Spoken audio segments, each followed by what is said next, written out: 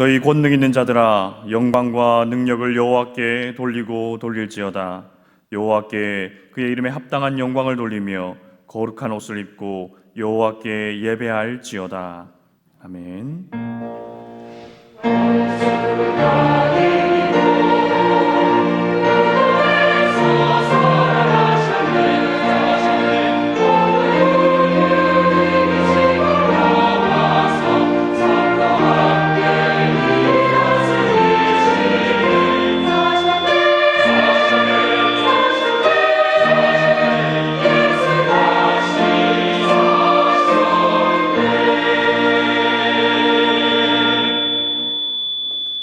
거룩하신 하나님 아버지, 예수님의 부활을 기뻐하며 감사하는 주일 예배의 자리로 불러주심에 감사드립니다.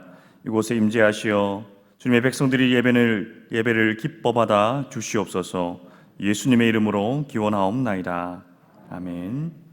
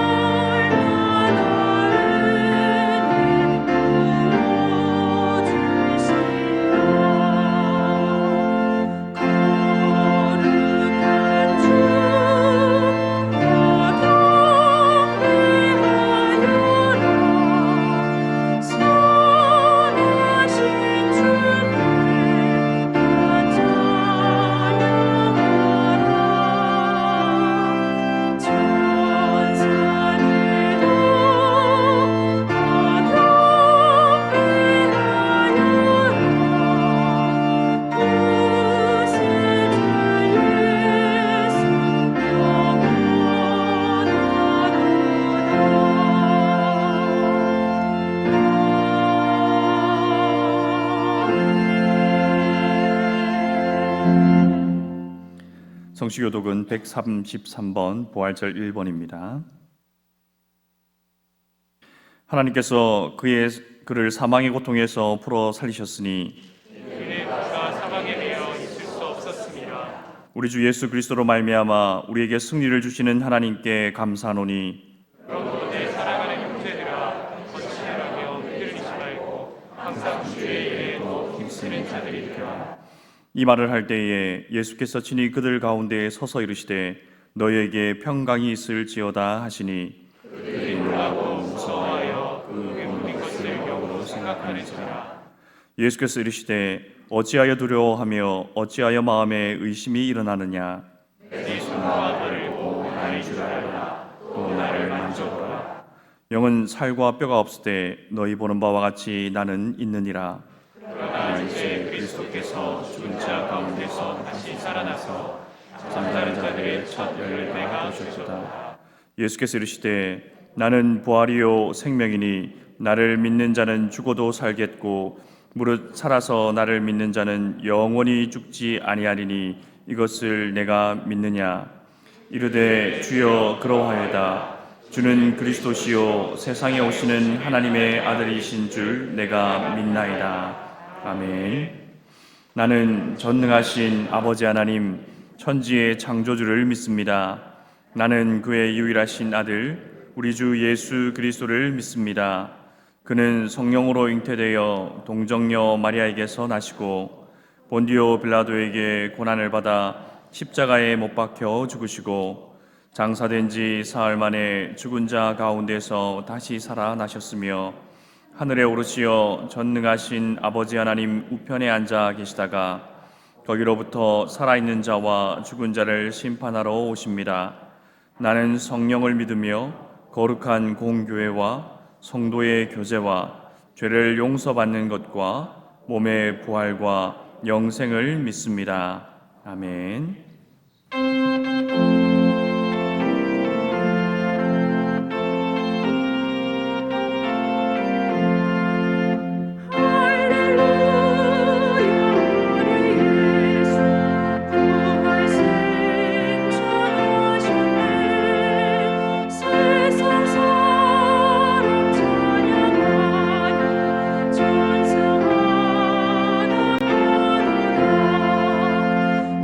우주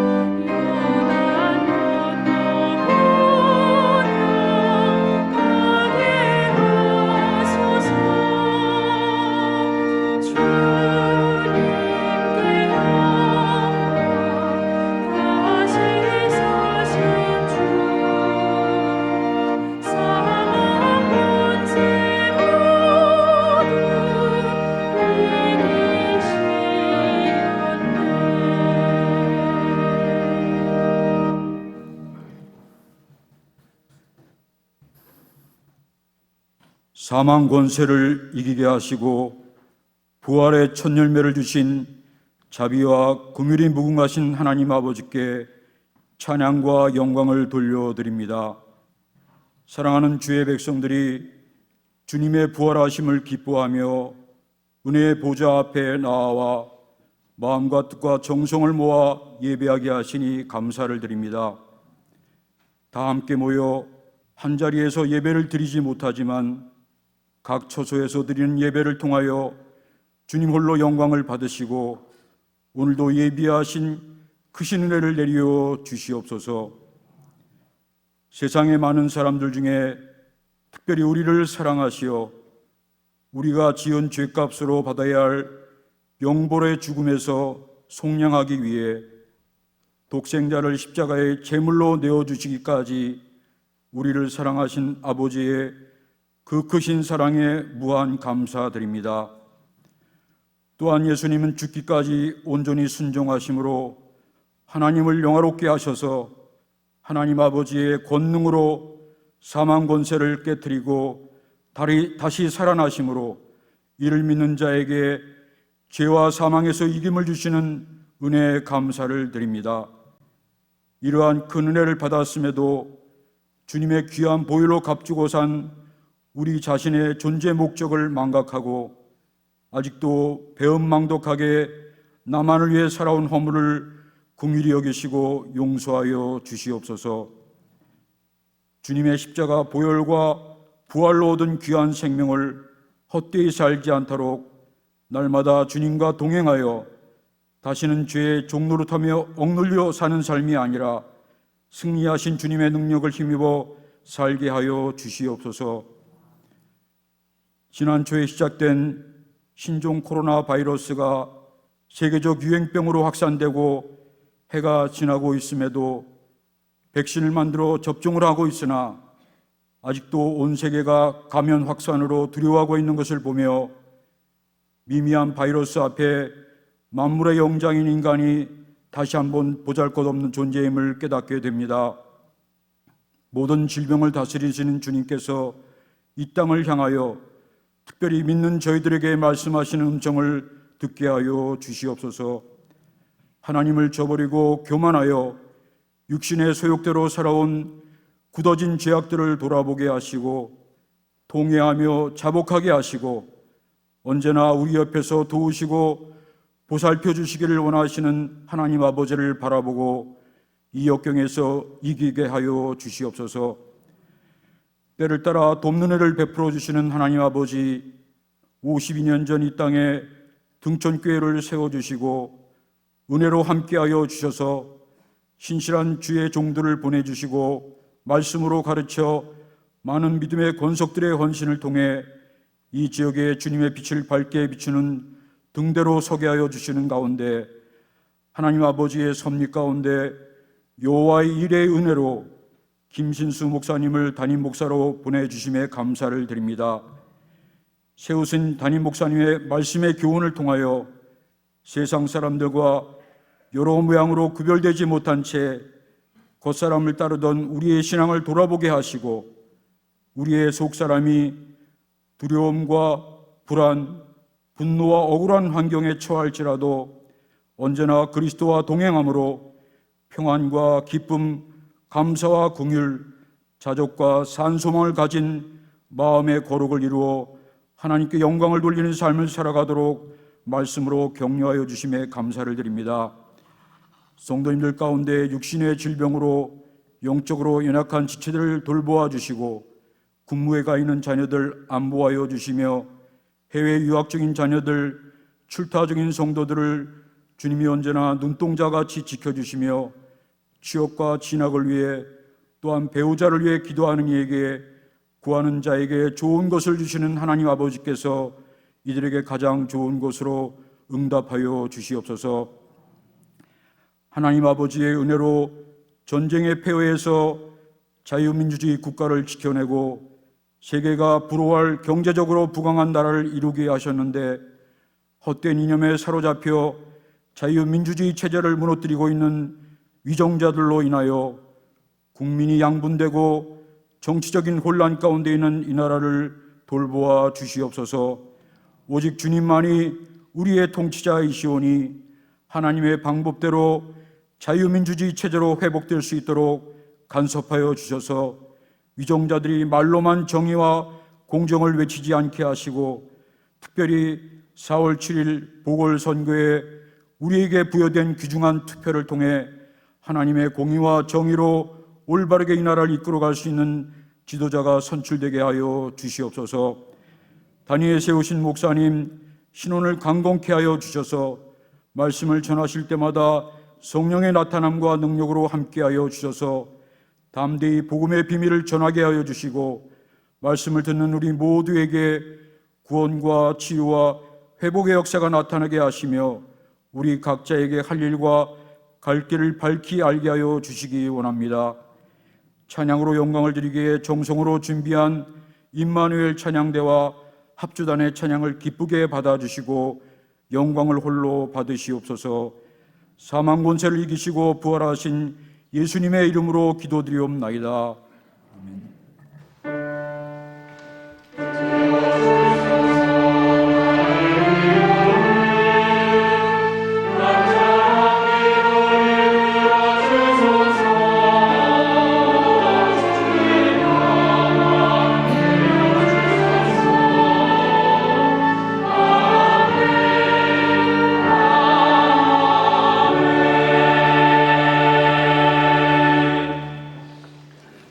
말씀은 레위기 16장 11절부터 16절까지의 말씀입니다.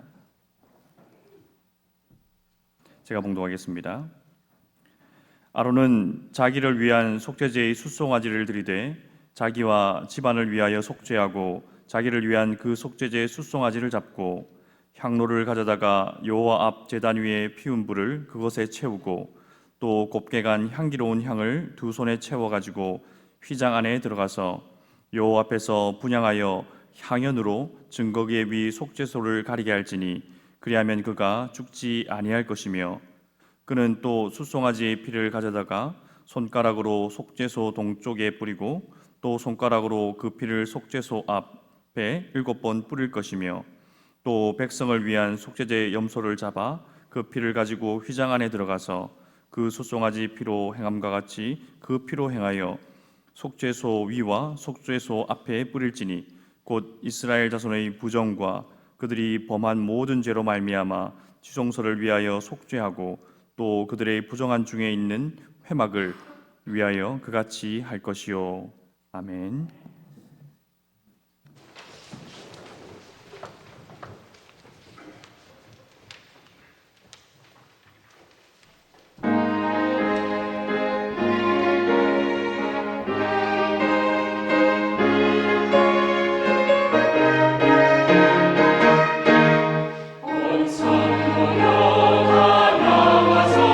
영광의 주 노래하라 주 부활하신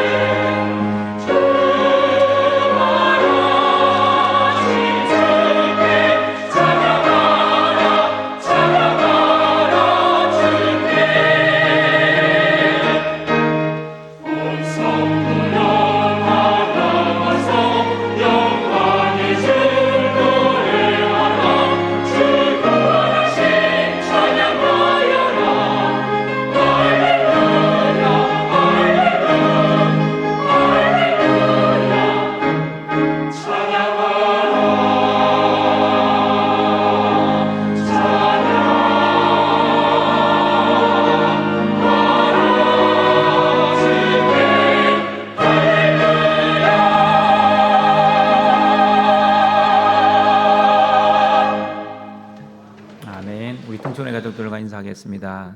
여러분에게는 부활의 소망이 있습니다. 우리 인사하겠습니다. 우리 집에서 온라인으로 예배드리는 우리 등촌의 가족들에게도 부활의 소망이 있습니다.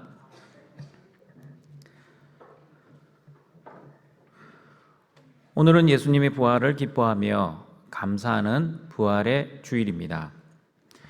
여러분은 예수님이 죽으시고 부활하셨다는 것을 진짜 믿으십니까? 다시 한번 물어봅니다. 믿으시면 아멘으로 화답해 주시길 바랍니다. 예수님이 부활하신 것을 정말 믿으십니까? 그런데 여러분, 예수님의 부활을 믿지 않는 사람들이 이 땅에는 많이 있습니다. 예수님과 함께 살았던 그 당시 사람들 중에서도 예수님의 부활을 믿지 못하는 사람들이 많이 있었습니다. 왜냐하면 자기 눈으로 직접 예수님의 부활을 본 것도 아니고 과학적으로 증명되지도 않았기 때문입니다.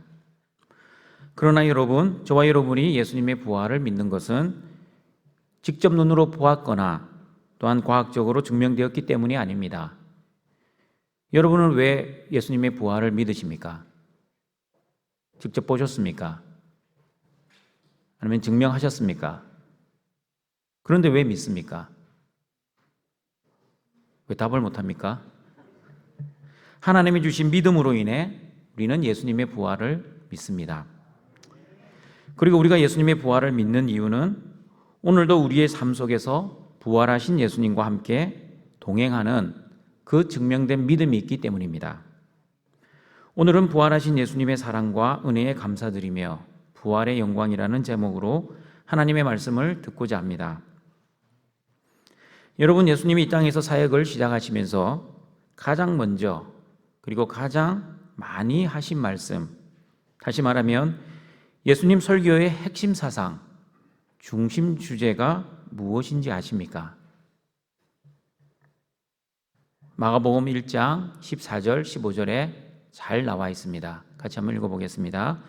요한이 잡힌 후 예수께서 갈릴리에 오셔서 하나님의 복음을 전파하여 이르시되 때가 찼고 하나님의 나라가 가까이 왔으니 회개하고 복음을 믿으라 하시더라. 예수님의 설교의 주제는 무엇입니까?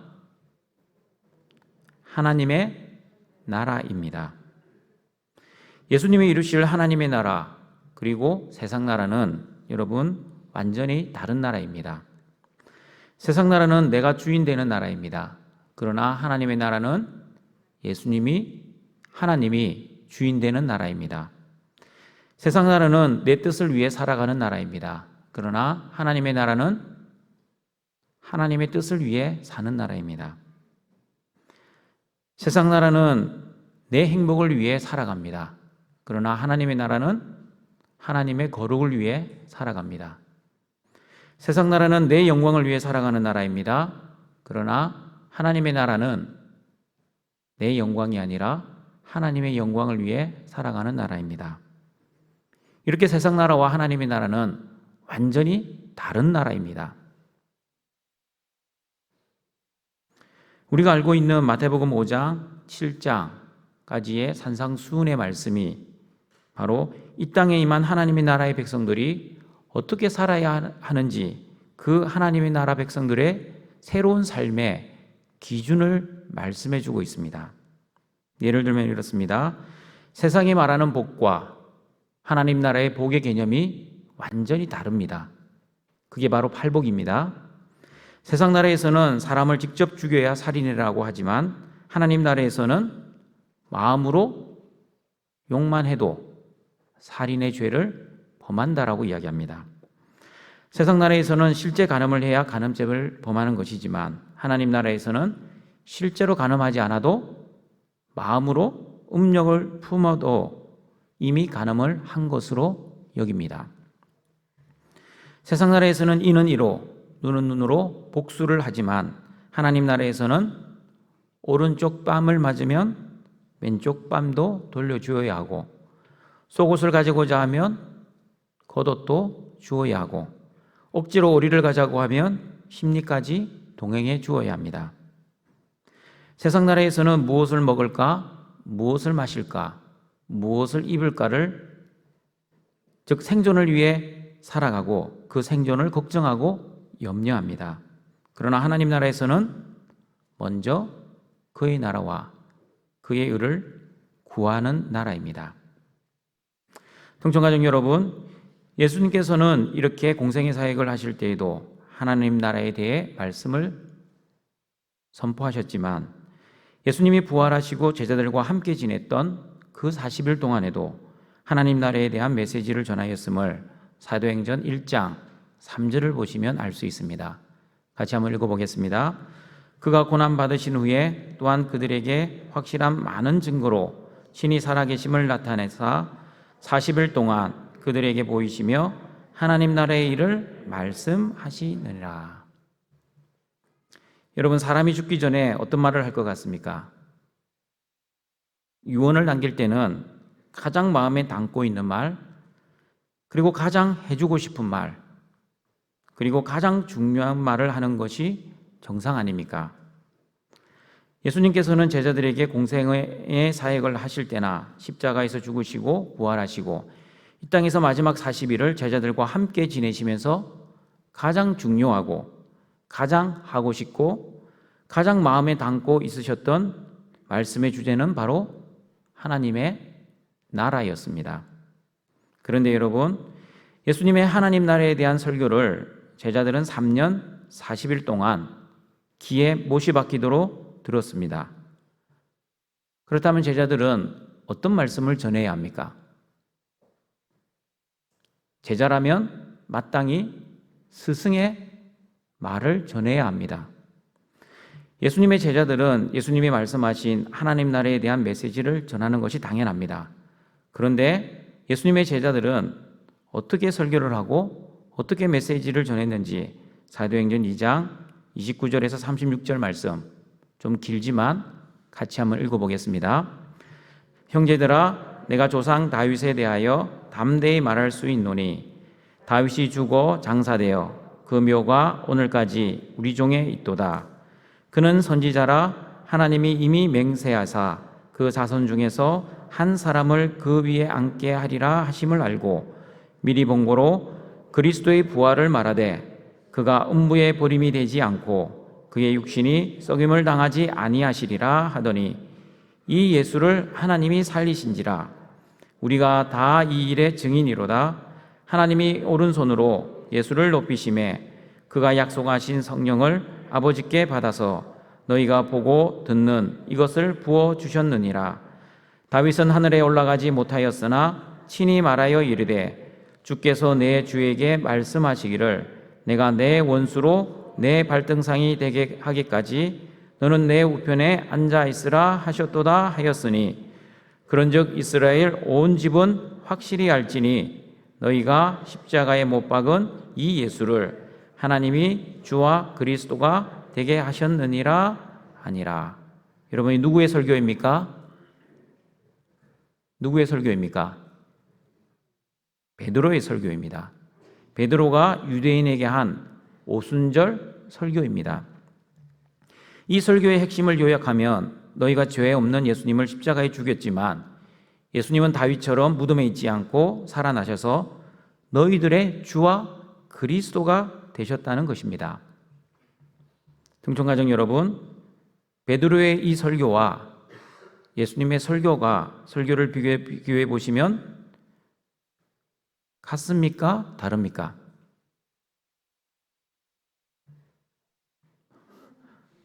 같습니까? 다릅니까? 같지 않습니다. 예수님은 어떤 주제라고 그랬죠? 하나님의 나라를 선포하셨고 그 수제자인 베드로는 하나님 나라에 대한 설교가 없습니다. 베드로는 수제자입니다. 그 말은 어느 제자보다도 예수님과 함께한 시간이 가장 많은 제자였고 그리고 예수님의 설교를 가장 많이 들었던 사람임에도 불구하고 예수님의 메시지와 베드로의 메시지는 다릅니다. 어떻게 다릅니까? 조금 전에 이야기했죠? 예수님은 하나님 나라, 베드로는 예수님의 죽음과 부활에 대한 말씀이었습니다. 여러분, 예수님이 전한 하나님 나라와 제자들이 전한 예수님의 죽음과 부활은 다른 내용이 아니라 하나의 내용입니다. 그걸 잘 이해하셔야 됩니다. 사복음서와 사도행전을 잘 이어야 됩니다. 이거 잊지 못하면 엉뚱한 따로따로 복음이 됩니다. 왜냐하면 예수님이 전한 하나님 나라는 결국 어떻게 이루어집니까? 예수님의 죽음과 부활로 이루어지는 하나님의 나라입니다. 예수님이 십자가에서 죽으시고 부활하시어 하나님의 나라를 이루어 주셨습니다. 그러므로 예수님을 믿는 저와 여러분은 하나님의 나라의 백성이 되었기에 예수님을 주인으로, 예수님을 나의 그리스도로 믿는 것입니다. 예수님으로 인해 나의 모든 죄를 용서받아 이제 더 이상 죄와 사망의 종로로 타지 않게 되었습니다. 그 말은 하나님과 올바른 관계가 회복되어 세상에 살고 있지만 세상 백성이 아니라 하나님의 나라의 하나님 백성이 되었다는 뜻입니다. 그러므로 예수님의 죽음과 부활로 회복된 하나님의 나라의 백성인 저와 여러분은 어떻게 된 피조물입니까? 새롭게 된 피조물이 되었습니다.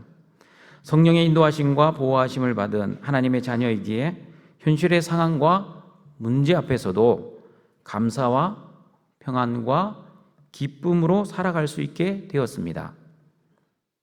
여러분, 제가 일전에 드린 질문, 우리의 구원이 예수님의 죽으심으로 완성됩니까? 아니면 예수님의 죽으심과 부활로 완성됩니까? 라는 질문 생각나십니까? 이 질문과 똑같은 질문입니다.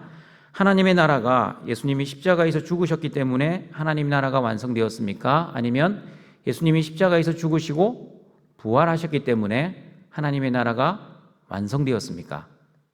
답은 무엇입니까? 그렇죠. 예수님이 십자가에서 죽으시고 부활하셨기 때문에 하나님 나라가 이루어졌고 우리의 구원이 완성되었습니다. 우리의 구원이 십자가의 죽음과 부활로 완성되었다는 것을 오늘 본문 레위기 16장을 잘 묵상해 보시면 정확하게 알 수 있습니다. 여러분, 정사기념 예배 때 들었던 말씀 중 번제를 드릴 때 제물에 안수하고 제물을 온전히 태워 제사를 드리면 제사 드리는 사람의 죄는 용서를 받는다고 들었습니다. 기억나십니까? 며칠 전입니까? 그렇죠. 3일 전입니다. 제물에 흠 없음이 나에게 전가되고 나의 모든 죄와 허물이 제물에게 전가되어 나의 죄가 용서를 받을 수 있었습니다. 마찬가지입니다. 예수님이 십자가에서 나의 죄를 위해 제물이 되어 주셨습니다. 그러므로 예수님의 흠 없음이 나에게 전가되고 나의 죄와 허물이 예수님께 전가되어 나의 모든 죄가 용서를 받았습니다.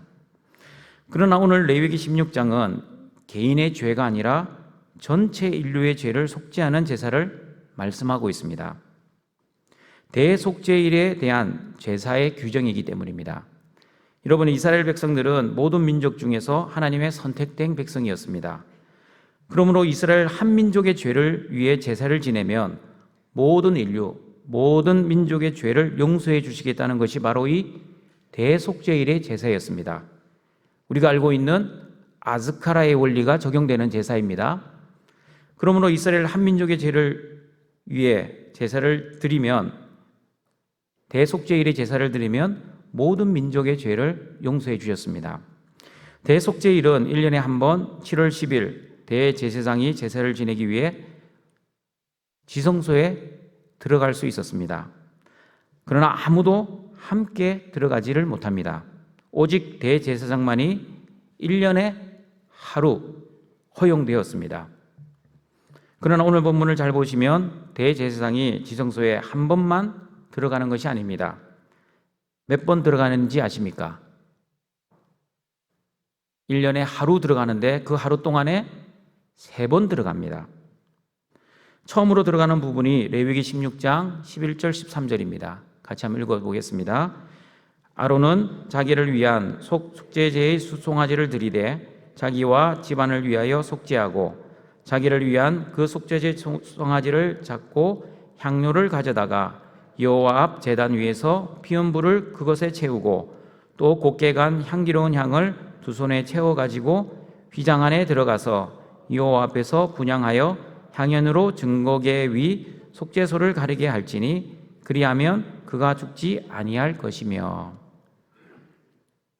여러분, 처음으로 들어가는 이유는 대제사장인 아론은 자기 죄를 용서받기 위해 숫송아지를 먼저 잡고, 그리고 향로의 제단에서 피운 불과 곱게 간 향기로운 향을 향로에 넣습니다. 여러분, 그러면 어떤 현상이 일어납니까? 불과 향을 넣었습니다. 그럼 향로에서는 연기가 납니다. 왜 연기를 피웁니까? 말씀에 어떻게 나와 있습니까? 향연으로 증거계위 속죄소를 가리게 할지니. 가린다는 말이 무슨 말입니까? 연기를 피워서 그 속죄소를 눈에 보이지 않게끔 뿌옇게 흐리게 향을 피운다는 뜻입니다.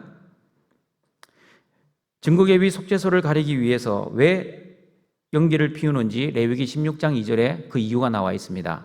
같이 한번 읽어보겠습니다. 여호와께서 모세에게 이르시되 너 형 아론에게 이르라. 성소의 휘장한 법궤 속죄소 앞에 아무 때나 들어오지 말라. 그리하여 죽지 않도록 하라. 이는 내가 구름 가운데에서 속죄소 위에 나타남이니라. 여러분, 속죄소는 법궤의 뚜껑, 덮개입니다. 우리 각주에 보시면 시은좌, 곧 은혜의 자리라고 적혀 있습니다. 이 속죄소의 모양이 어떤지 아십니까? 그룹들, 선사들의 두 날개가 이렇게 날개가 모아져 있는 곳입니다. 하나님의 임재를 상징합니다. 2절 하반부를 보시면 이는 내가 구름 가운데서 속죄소 위에 나타나겠다고 말씀하고 있습니다. 하나님께서는 속죄소에 아무 때나 들어오지 말라고 하셨습니다. 왜냐하면 하나님의 정한 때가 아니면 죽을 수 있기 때문입니다. 그리고 하나님이 정한 방법이 아닌 다른 방법으로 제사를 드려도 죽습니다. 아론의 아들 나답과 아비후가 하나님께서 명령하시지 아니한 다른 불을 담아 분향을 하다가 그만 죽고 말았습니다. 그러므로 이스라엘 백성들은 하나님의 방법이 아닌 다른 방법으로 제사를 지내거나 하나님을 직접 눈으로 보면 죽는다고 생각했습니다. 그래서 오늘 본문 13절에서도 속죄소를 가리게 할지니 그리하면 그가 죽지 아니할 것이라고 말씀하고 있습니다. 이제 왜 대제사장이 연기를 피우며 지성소 안으로 들어가야 하는지 정확하게 그 이유를 알았습니다. 하나님의 임재를 직접 눈으로 보지 않기 위해, 다시 말하면 죽지 않기 위해 속죄소의 그룹을 연기로 가리기 위해 향을 피우며 처음 지성소로 들어갔습니다. 연기로 속죄소를 가리고 난 다음에 대제사장은 두 번째 지성소로 들어갑니다. 두 번째는 왜 들어가는지 14절에 나와 있습니다. 같이 한번 읽어보겠습니다. 그는 또 수송아지의 피를 가져다가 손가락으로 속죄소 동쪽에 뿌리고 또 손가락으로 그 피를 속죄소 앞에 7번 뿌릴 것이며. 여러분, 두 번째는 숫송아지의 피를 들고 피를 뿌리기 위해 다시 지성소로 들어갑니다. 뿌리는 장소는 두 군데입니다. 속죄소 동쪽과 속죄소 앞입니다. 속죄소 동쪽은 성막의 입구가 있는 속죄소의 앞면을 의미합니다. 그리고 속죄소 앞은 속죄소 앞의 땅, 마당을 의미합니다. 그곳에 피를 몇 번 뿌립니까? 7번 뿌립니다. 여러분, 7이라는 숫자는 완전수를 의미합니다. 그러므로 피를 7번 뿌린다는 것은 속죄의 완전성을 의미합니다. 모든 죄를 완전히 용서받았다는 의미로 피를 7번 뿌리는 것입니다. 그런데 여러분, 대제사장이 두 번째 지성소로 들어가 속죄소의 동쪽과 속죄소 앞에 7번 피를 뿌리는 것은 누구의 죄를 용서받기 위함입니까? 대제사장입니까? 아니면 이스라엘 백성들의 전체의 죄입니까? 대제사장의 죄입니다. 대속죄일의 제사는 이스라엘 백성 전체의 죄를 용서받기 위한 제사라고 조금 전에 제가 말씀드렸습니다. 그러나 백성의 죄를 용서받기 전에 지성소로 들어가는 대제사장이 먼저 죄를 용서받고 하나님 존재에 서야 하기 때문에 대제사장의 죄를 위해 먼저 피를 뿌리는 것입니다. 이게 두 번째 대제사장이 들어가는 이유입니다. 이제 마지막 세 번째 대제사장이 지성소로 들어갑니다. 15절, 16절입니다. 같이 읽어봅니다. 또 백성을 위한 속죄제 염소를 잡아 그 피를 가지고 휘장 안에 들어가서 그 수송아지 피로 행함같이 그 피로 행하여 속죄제 위와 속죄소 앞에 뿌릴지니 곧 이스라엘 자손의 부정과 그들이 범한 모든 죄로 말미암아 지성소를 위하여 속죄하고 또 그들의 부정한 중에 있는 해막을 위하여 그같이 할 것이요. 대제사장이 모든 이스라엘 백성들의 속죄를 위해 염소를 잡아 그 피를 지성소 안으로 가지고 가서 속죄소 위와 속죄소 앞에 뿌리기 위해 세 번째 들어갑니다. 여러분, 만약 대제사장이 두 번째 피를 뿌리러 지성소 안에 들어갔습니다. 그리고 한참 시간이 지났습니다. 그럼에도 불구하고 대제사장이 나오지 않습니다. 지성소에서 나답과 아비후처럼 죽을 수 있습니다. 그러면 이스라엘 백성들은 왜 대제사장이 죽었다라고 생각했겠습니까? 두 번째 지성소에 들어가는 이유가 대제사장의 속죄를 위해 들어갔기 때문에 만약 대제사장이 살아나오지 않고 죽으면 하나님께서 대제사장의 죄를 용서해 주시지 않았다라고 생각했습니다. 그래서 하나님이 대제사장을 죽였다고 여겼습니다. 그런데 여러분, 대제사장이 세 번째 들어갔을 때 나오지 않고 죽었습니다. 그러면 이것은 무슨 의미입니까? 눈치를 채셔야죠. 세 번째는 이스라엘 백성들의 속죄를 위한 피뿌림이기 때문에 세 번째 들어가서 나오지 못하고 죽으면 하나님께서 이스라엘 백성들의 모든 죄를 용서하지 않으셨다는 의미입니다. 그러나 반대는 어떻습니까? 두 번째 들어가서 대제사장이 살아서 나오면 하나님께서 대제사장의 죄를 용서해 주셨다는 의미이고, 또한 세 번째 대제사장이 살아서 나오면 하나님께서 모든 이스라엘 민족의 죄를 용서해 주셨다는 증거입니다. 이거 잘 아셔야 됩니다. 등촌가족 여러분, 우리의 대제사장 되신 예수님께서 하나님의 지성소에 제물이 되어 들어가셔서 자신의 피를 뿌리셔서 저와 여러분의 죄를 용서해 주신 사건이 바로 십자가 사건이라고 히브리서 9장 25절 26절은 말씀하고 있습니다. 같이 한번 읽어보겠습니다. 대제사장이 해마다 다른 것의 피로서 성소에 들어간 것 같이 자주 자기를 드리려고 아니하실지니 그리하면 그가 세상을 창조한 때부터 자주 고난을 받았어야 할 것이로되 이제 자기를 단번에 제물로 드려 죄를 없이 하시려고 세상 끝에 나타나셨느니라.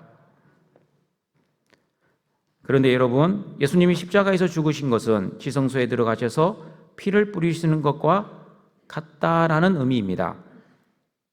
그러면 예수님이 지성소에 들어가셔서 다시 살아나오지 않으면 어떻게 됩니까? 여전히 우리는 죄를 용서받지 못한 상태로 지내고 있을 겁니다. 그러나 예수님이 지성소에 들어가셔서 피를 뿌리시고 지성소에서 살아나오면 어떻게 됩니까? 우리의 죄가 용서함 받게 되는 겁니다. 그러므로 등촌가족 여러분, 대제사장이 지성소에 들어가서 다시 살아나와야만 이스라엘 백성들의 죄가 용서받는 것처럼 예수님이 죽으시고 반드시 죽음에서 살아나셔야지만 우리의 죄가 용서를 받는다는 증거입니다.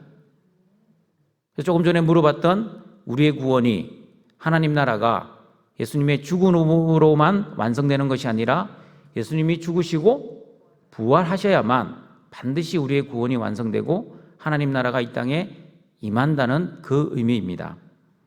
로마서 4장 25절에서도 예수님이 우리의 죄 때문에 십자가에서 죽으시고 우리를 의롭다 하시기 위해 살아나셨다라고 말씀하고 있습니다. 같이 한번 읽어보겠습니다. 예수는 우리가 범죄한 것 때문에 내줌이 되고 또한 우리를 의롭다 하시기 위하여 살아나셨느니라. 그리고 고린도전서 15장 17절에서는 예수님이 부활하시지 않으셨다면 우리의 믿음도 헛되고 우리가 여전히 죄 가운데 있다라고 말씀합니다. 같이 한번 읽어보겠습니다. 그리스도께서 다시 살아나신 일이 없으면 너희의 믿음도 헛되고 너희가 여전히 죄 가운데 있을 것이요. 예수님의 부활이 없었다면 우리가 주와 그리스도로 믿는 그 예수님은 가짜라는 의미입니다. 여러분, 불신자들처럼 예수님이 부활하지 않았다라고 한번 가정해 보겠습니다. 그렇게 한번 가정해 봅니다. 예수님이 부활을 하지 않으셨는데 부활했다고 2000년 전에 예수님이 그 제자들과 많은 사람들을 속였습니다. 그리고 예수님의 제자들뿐만 아니라 2000년 동안 전 세계 성도들, 교회들을 기만하고 예수님이 사기를 쳤습니다. 여러분은 어떻습니까? 이 자리에 예배를 드리는 여러분도 예수님이 부활하지 않았는데 부활했다고 믿고 이렇게 예배당에 나와 예수님을 나의 주와 그리스도로 믿고 예배를 드리고 있습니다. 그러면 저는 어떻겠습니까? 저는 그 예수님의 사기에 속아 저의 삶을 목회자로 헌신했으니 얼마나 한심한 인생이 되겠습니까? 그렇다면 저는 그 예수님의 거짓말에 속아 저도 역시 거짓말을 하고 있는 사기꾼에 불과합니다. 사기꾼뿐만 아니라 이 세상에서 가장 불쌍한 사람이라고 바울은 고린도전서 15장 19절에서 말씀하고 있습니다. 같이 한번 읽어보겠습니다. 만일 그리스도 안에서 우리가 바라는 것이 다만 이 세상의 삶뿐이면 모든 사람 가운데 우리가 더욱 불쌍한 자이니라. 자, 이제는 불신자 모드가 아니라 신자 모드로 돌아옵니다. 부활하셨습니다. 그러나 여러분 실망하지 마십시오. 저와 여러분은 불쌍한 사람도 아니고 거짓말쟁이도 아니고 사기꾼도 아닙니다. 저와 여러분은 예수님의 부활을 믿는 믿음의 사람, 천하보다 귀한 영생을 소유한 행복한 사람입니다. 그리고 우리도 언젠가는 육신의 죽음을 맞이하겠지만 죽음으로 끝나는 존재가 아니라 예수님처럼 우리도 부활할 부활의 성도입니다. 저는 호스피스 병동에서 사역할 때 죽어가는 성도들로부터 이런 질문을 자주 받았습니다. 목사님, 제가 죽어서 천국에 가면 어떤 몸으로 부활을 하나요? 제가 죽을 때의 이 모습으로 부활하나요? 아니면 제가 가장 건강하고 젊었을 20대, 30대의 몸으로 부활을 하나요? 여러분은 어떻게 알고 있습니까? 어떤 몸으로 부활할 것 같습니까? 모릅니까? 모르고 부활을 믿습니까?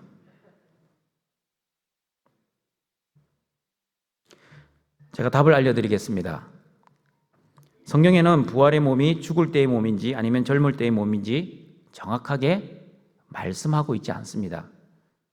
그래서 여러분은 평생 신앙을 하셨지만 어떤 몸인지 아직도 모르고 있는 겁니다. 그게 정상입니다. 그러나 바울은 고린도전서 15장에서 씨에 대한 비유로 이 질문에 답을 주고 있습니다.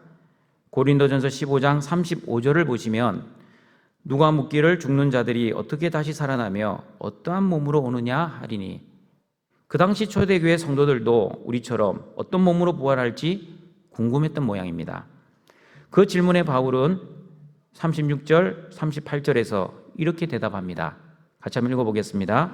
어리석은 자여, 내가 뿌리는 씨가 죽지 않으면 살아나지 못하겠고 또 내가 뿌리는 것은 장래의 형체를 뿌리는 것이 아니요 다만 밀이나 다른 것의 알맹이 뿐이로되 하나님의 그 뜻대로 그에게 형체를 주시되 각 종자에게 그 형체를 주시느니라. 여러분, 씨앗만 보면 우리가 그 씨앗이 사과나무 씨앗인지 배나무 씨앗인지 잘 모를 때가 있습니다. 그러나 땅에 심어서 열매를 맺어보면 그 씨앗이 사과나무의 씨앗이었구나, 배나무의 씨앗이었구나 라는 것을 그 열매를 보고 합니다. 사과나무의 열매, 배나무의 열매를 맺기 위해서는 그 씨앗들이 먼저 땅에 심어져야 되고 또한 그 땅에서 죽어야 합니다. 씨만 보면 장래 형체를 알 수 없지만 씨가 죽어야만 그 종류대로 열매가 열린다는 의미입니다. 이어서 바울은 고린도전서 15장 42, 44절에서 죽은 자의 부활을 이렇게 설명하고 있습니다. 같이 한번 읽어보겠습니다. 죽은 자의 부활도 그와 같으니 썩을 것으로 심고 썩지 아니할 것으로 다시 살아나며 욕된 것으로 심고 영광스러운 것으로 다시 살아나며 약한 것으로 심고 강한 것으로 다시 살아나며 육의 몸으로 심고 신령한 몸으로 다시 살아나나니 육의 몸이 있은즉 또 영의 몸도 있느니라. 바울이 말씀하는 육신의 부활, 요약하면 다음과 같습니다. 첫 번째는 우리는 썩을 육신의 몸으로 죽지만 부활할 때는 썩지 아니하는 몸으로 부활할 것입니다. 두 번째는 우리는 욕된 것, 즉 죄를 많이 지으며 죽지만 부활할 때는 더 이상 죄를 짓지 않는 영광스러운 몸으로 부활할 것입니다. 세 번째는 우리는 질병이나 연약한 몸으로 죽지만 부활할 때는 더 이상 아파하지 않는 강한 몸으로 부활할 것입니다. 마지막 네 번째는 우리는 육신의 몸으로 죽지만 부활할 때는 영의 몸으로 부활할 것입니다. 등천가족 여러분, 우리가 오해하지 말아야 할 것이 있습니다. 예수님이 십자가에서 죽으시고 부활하셨을 때 손에 목자국과 허리에 창자국을 제자들에게 보여주셨습니다. 그 모습을 보고 우리의 몸도 지금 이 세상의 몸 상태로 그대로 부활의 몸으로 나타날 것이라고 생각하는 사람들이 있습니다. 그러나 부활의 몸은 그렇지 않습니다. 우리가 예전에 보았던 전설의 고향처럼 이 땅에서 살 때 손이 없으면 귀신도 손이 없이 나옵니다. 얼굴 없는 미녀가 있었습니다. 전설의 고향 제목이에요. 얼굴이 없는데 미녀인지 어떻게 압니까? 그죠? 귀신이. 그 이유는 살아있을 때 얼굴이 예뻤던 사람이 목이 잘려 죽었습니다. 그러니 귀신도 목 없는 사람, 귀신으로 나옵니다. 이게 미신에서 말하는 내용입니다. 이걸 마치 우리 부활의 개념으로 가지고 옵니다. 손이 잘리면 부활의 몸에서도 손이 없는 몸으로 부활한다. 이거는 성경적이지 않습니다. 왜냐하면 부활의 몸은 썩지 아니할 몸, 영광스러운 몸, 강한 몸, 그리고 영의 몸이기 때문입니다. 우리가 늙은 몸으로 부활할지 젊었을 때의 몸으로 부활할지는 정확하게 모르지만 성경에서 분명히 말씀하는 부활의 몸은 썩지 아니하는 몸, 영광스러운 몸, 강한 몸, 그리고 영의 몸으로 부활할 것이라는 것을 우리 등촌의 가족들은 꼭 기억해 주시길 바랍니다. 정확한 것은 죽어보면 알 것입니다. 죽어서 부활할 때 이런 궁금점이 완전히 해소될 것이라는 것을 소망하시고 우리의 죽음과 부활을 은혜롭게 기다리시는 우리 등촌의 가족들이 되시길 바랍니다. 말씀을 정리하도록 하겠습니다. 등촌 가족 여러분, 예수님은 십자가에서 죽으시고 부활하셨습니다. 우리도 언젠간 죽겠지만 우리도 부활할 것입니다. 그 부활의 소망이 저와 여러분의 산 소망이 되기를 바랍니다. 예수님이 십자가에서 죽으시고 부활하셨기 때문에 저와 여러분의 구원이 완성되었다는 것을 기억하시고 그 구원을 베풀어 주신 하나님의 사랑과 은혜에 우리가 먼저 감사하며 기뻐하시고 그리고 그 기쁜 부활의 소망을 우리의 가족과 우리 이웃들에게 전하시는, 그리하여 하나님께 영광 돌리시는 등촌의 가족들이 되시길 주님의 이름으로 축원드립니다. 사랑과 자비가 풍성하신 여호와 하나님, 예수님이 십자가에서 제물이 되어 죽으셨지만 죽음의 권세를 이기시고 부활하시어 우리의 모든 죄를 용서해 주시고 우리를 구원해 주셔서 또한 하나님의 자녀 삼아 주신 은혜에 감사드립니다. 예수님의 죽으심이 나의 죽음이 되고 예수님의 부활이 나의 부활이 됨을 기억하며 감사하며 기뻐하며 그 부활의 소망으로 살게 하시고 또한 그 부활의 복된 소식을 전하며 살아 하나님께 영광 돌리는 등촌의 가족들이 되게 도와주시옵소서. 예수님의 이름으로 기도하옵나이다. 아멘.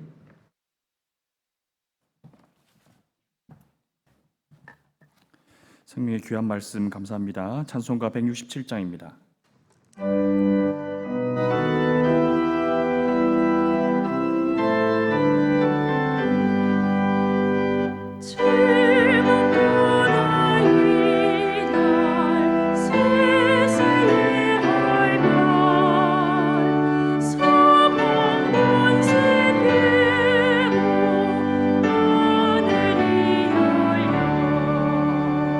죽은 자가 다시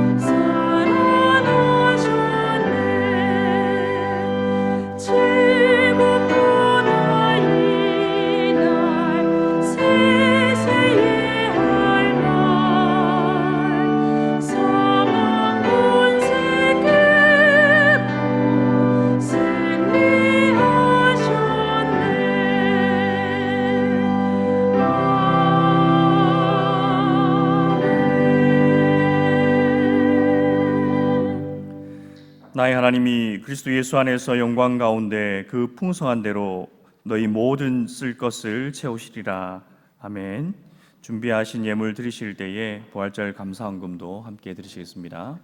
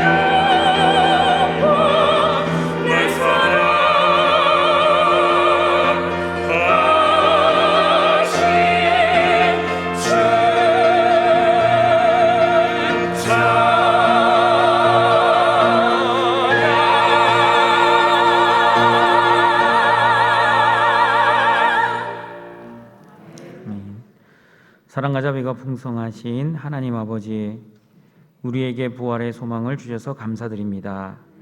모든 것이 하나님으로부터 왔음을 고백하며 하나님이 주신 은혜를 구별하여 우리의 예물을 하나님께 드립니다. 우리의 몸과 마음과 정성과 뜻을 받아 주시옵소서. 이 예물을 통해 하나님 나라가 이 땅에 이루어질 수 있도록 은혜를 베풀어 주시옵소서. 예수님의 이름으로 기도하옵나이다. 아멘.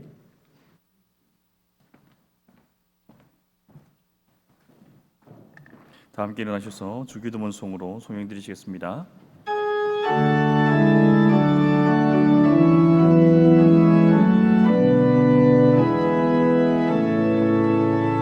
하나님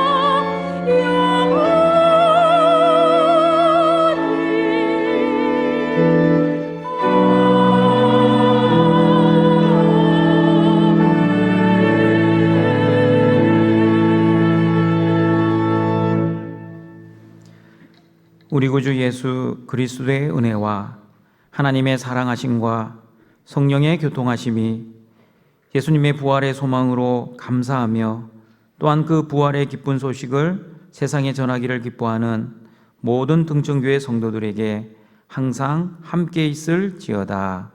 아멘.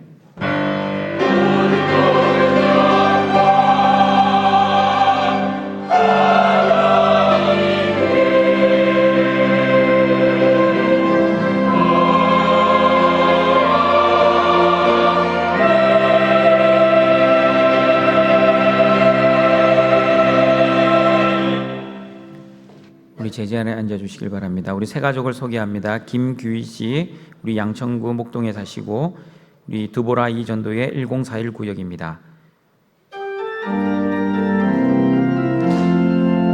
주의 사랑으로 사랑합니다. 주의 사랑으로 사랑합니다. 형제자매에서 주의 영광을 보니 주의 사랑으로 사랑합니다. 감사합니다. 우리 예배 후에 새가족실에서 우리 담당 목사님을 만나 주시길 바랍니다. 교회 소식입니다. 오늘은 부활주일입니다. 우리를 위해 죽으심을 감사하며 부활하여 살아계신 주님께 모든 영광과 감사를 드립니다. 우리도 주님과 함께 죽고 주님과 함께 사는 부활의 영광에 이르기를 축복합니다. 오늘 지혜적 모임은 코로나로 인해서 연기합니다. 오늘 저녁 예배 중 우리 분이엘 찬양대에 부활 찬양이 있습니다. 특별 찬양이 있습니다. 오늘 3부 예배 후에 본관 2층 사무실에서 유아 세례 공부 있습니다.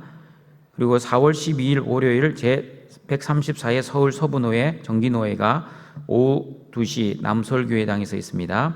우리 행사 예고 우리 주보를 참조해 주시고 특별히 우리 4월 25일 주일 국제기도원협회 순회 순방 예배가 있습니다. 코로나19 예방수칙 계속해서 잘 지켜주시길 바랍니다. 그리고 마스크 벗지 말아주시고 그리고 발열 체크, 명단 작성, 손 세정제 반드시 사용하시고 본당에 들어와 주시면 감사하겠습니다. 인사는 악수나 주먹 인사가 아니라 눈 인사와 목례를 합니다. 그리고 오늘부터는 주보를 나누어 주지 않습니다. 예배에 참석하시기 위해서는 이 감염의 위험 때문에 본인들이 직접 이 주보를 챙겨서 우리 예배실로 들어오시길 바랍니다. 방역 봉사 수고하시는 전도회 우리 지혜 여러분들의 수고에 감사드립니다. 지난주에 장례가 있었습니다. 우리 황현숙 태임 집사님 소천 받으셨습니다. 614 구역 안나사 전도회입니다. 그리고 특별 새벽 기도에 수고하신 우리 임마누엘 찬양대 우리 지휘자와 우리 반주자 그리고 대원들 모두 수고 많으셨습니다. 우리 감사의 박수 드리겠습니다. 부활절을 위해 아름다운 꽃 장식이 되어 있습니다. 우리 여기는 무덤을 상징한다고 합니다. 죽음. 그리고 이쪽은 부활을 상징한다고 합니다. 이렇게 아름답게 헌물해 주시고 헌신해 주셔서 감사드립니다. 오늘부터 헌금 가운이 바뀌었습니다. 우리 헌물해 주신 분께도 감사드립니다. 또한 찬양대 가운을 헌물해 주신 분도 있습니다. 그 모든 수고와 헌물에 감사드립니다. 그리고 우리 항운승 전도사님 사임 강고입니다. 9년 3개월 동안 전도사로 심무하셨던 우리 전도사님께서 건강상의 이유로 사임합니다. 그동안 수고 많으셨습니다. 우리 인사드리겠습니다. 아버지 은혜로 등촌교회에서 성도님들과 함께 섬기며 사랑할 수 있도록 인도해 주신 하나님께 감사와 영광을 올립니다. 그동안 사랑해 주셔서 참 감사합니다. 축복합니다. 사랑합니다. 그동안 수고에 감사드립니다. 우리 다 같이 일어나서 우리 성도의 교제 찬양 드립니다. 우리 부활에 대한 찬양인데요. 부활을 기뻐하시며 소망하시며 힘차게 불렀으면 좋겠습니다. 일부 예배 때는 그냥 형식적으로 이렇게 찬양을 하시더라고요. 여러분이 가지고 있는 그 부활의 기쁨과 소망이 어느 정도인지를 한번 하나님께 드러내며 우리 찬양하며 하나님께 올려드리겠습니다.